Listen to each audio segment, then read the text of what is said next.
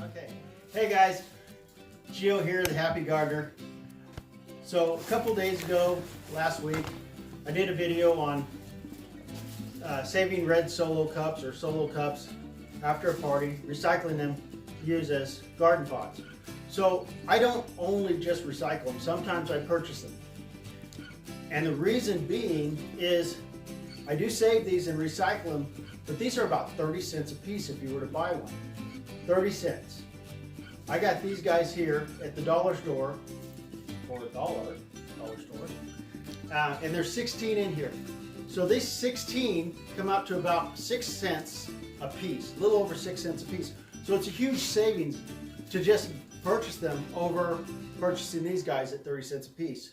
So I got a bunch of stuff to plant today. We're going to use these. I'm going to show you how I do it, and just follow along. So this is the first step I usually do, is I've got a 5/8 inch drill bit in here, half inch, whatever, it doesn't really matter. And I'm going to drill through this 16 cups here, flip them over, top down, bottom up, and I'm going to drill right through the middle.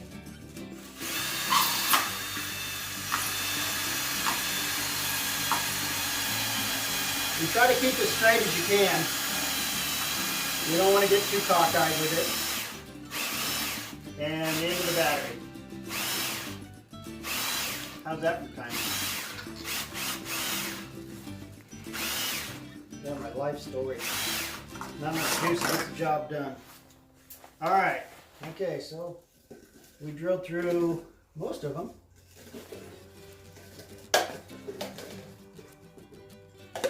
Comedy of errors. Almost. Look at that. 2 cups left. All right, we'll start with that. All right, so I've drilled through 14. I'll get those in a second. Let's cover the other advantages of the solo cup over these garden pots. The surface area is roughly the same. Yes, these are a little bit bigger around, but that doesn't matter. You know what really matters is how deep can your roots go. So with this one, my roots can go an extra 1.5 inches in depth. And that's really the most important part for your pots. Not so much area, but it's depth for your roots. The other thing I like to do with these, you can see, maybe you can see, let's see if I can get in close. Right here, coming in. All right, in close. So if that's in focus, you can see there's 4 holes in the bottom of this. There's only 1 hole in the bottom of this. So what happens is your roots come down, they hit the bottom of that plastic here. You hit the bottom of this plastic, and they keep looking for moisture. So they'll creep out through these little holes. There's the 4 holes. They'll creep out of these little holes, right? So when you go to plant, a lot of times they'll just break off. And they won't come right out of here, right? They'll just break right off. Well, with this center hole, they still come to the bottom of the pot,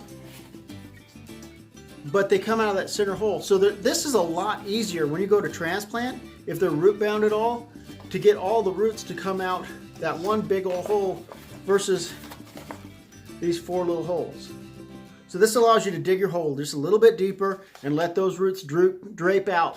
So that's why I go with this route. Now everybody's got their own plan. This is my plan. Works for me. If you got something that works better, throw it in the comments, share it with me. Because the only reason I do this whole channel is so I can learn something. I share what I'm doing, you share what you're doing, and we can all learn something together. So that's why I do it this way over this. Obviously, more depth, deeper roots.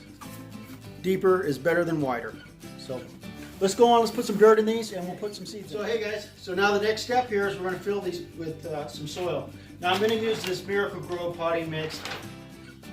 I'm not a big proponent of Miracle-Gro as a garden stimulant fertilizer, simply because I'm not a fan of what they put in it.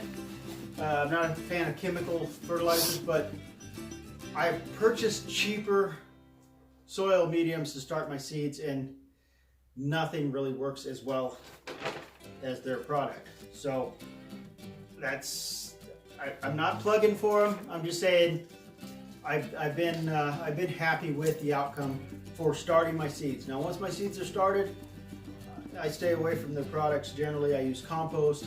I use chicken manure, natural fertilizers. I use a lot of green manure, like coffee grounds. It's a big favorite of mine. But for the starting of my seeds, yes, I step over to the dark side on occasion, and I'll use this product. So just fill the pots up, put them in there, loosely pack them down.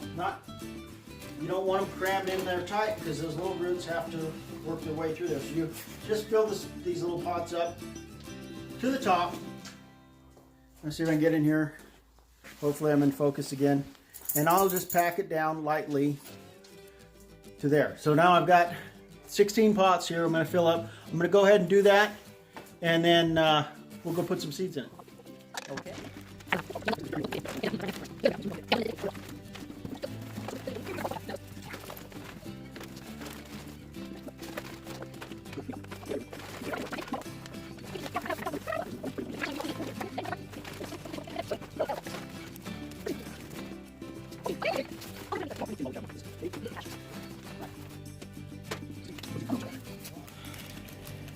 And they're moldy.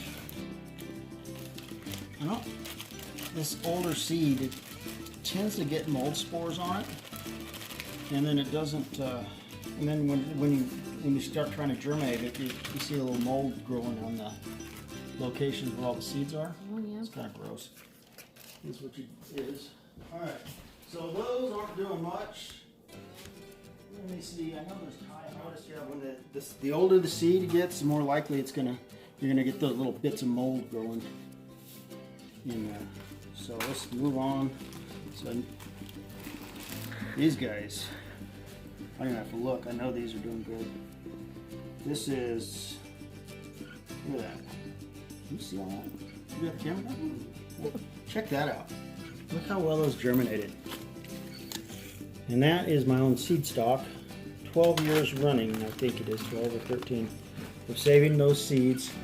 And they just always do really well. So this is the red roasters.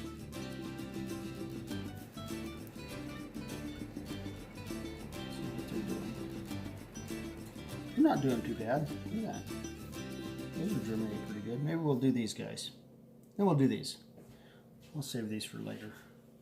And I always have more tie hots than I ever need.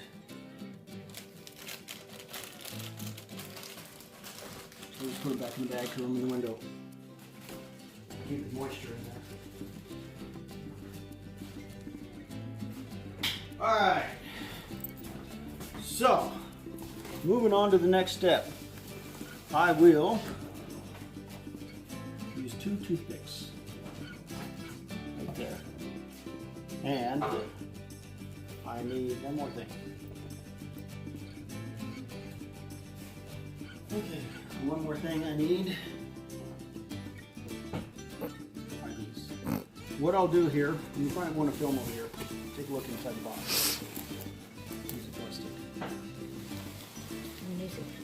So, now this soil is a little dry, and usually I'll moisten it, but I didn't this time. It's not a big deal. I'll go through, and I will just punch little holes in each one of these pots. Because then once you drill a hole in them, they're no longer cups. They're planting pots. So I'll just punch a little hole in here with my finger, about 1.5 inches deep-ish. Very unprecise.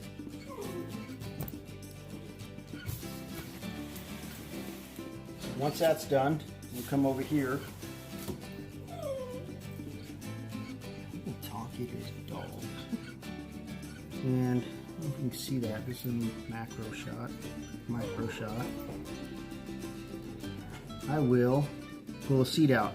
Careful not to touch the little white roots. And if they come out free from the paper easily, you just, guess I'll get some dirt on Mom's counter. Just like so, holding it by the leaves, and I'll just drop it in there. Now it's just barely sticking out. I'm gonna pull it a little higher. Oops. Lost it. Definitely lost it. Yeah, this is an outtake for sure. Good. Okay, that guy fell down in there. I'm not saving this one. Okay, got him up. Alright, so it's just barely sticking up. That's one. Let's do another. Let's find another big one. Here's a good size one. Pull the empty husk of a shell off. That's toast. And then take these little toothpicks and we'll make sure it's free of the paper towel.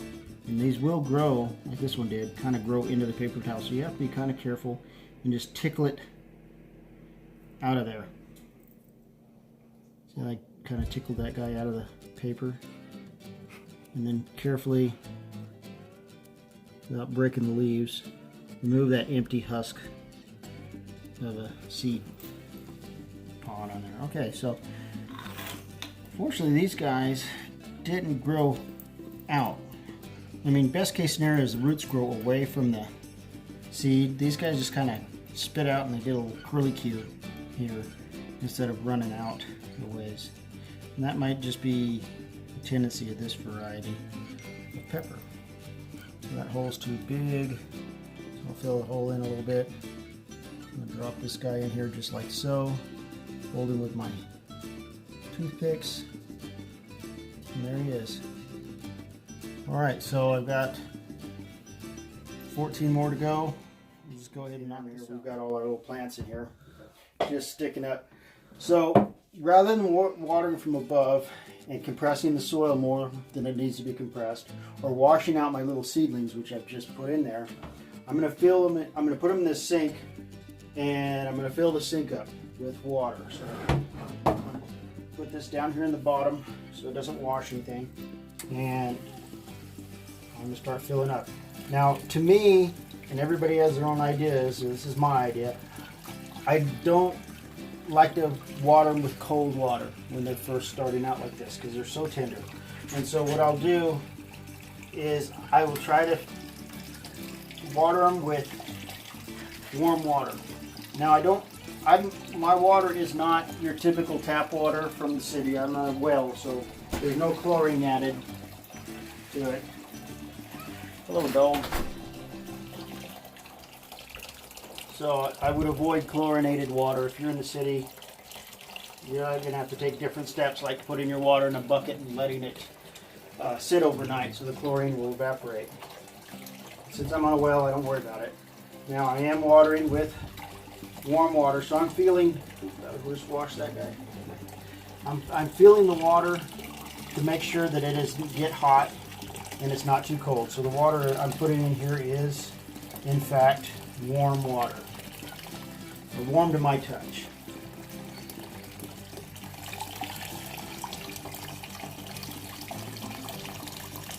And you see this one little guy, I washed him out. I let the water hit the pot, and you can see why I'm saying water from below. It washed that seed under. I don't even see the seed anymore. Hopefully it'll pop up. If not, I've got more seeds. So now I'm going to fill this sink up to just about the rim of the cup. And then I'll allow the water to percolate from the bottom up. Again, that doesn't wash your seed away and allows your seed to reach the water. And it super saturates the soil for this initial watering, which I believe is important as long as you don't compress the soil.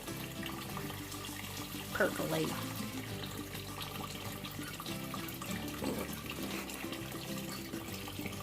I'm going to leave that in the audio, by the way. Why is that good?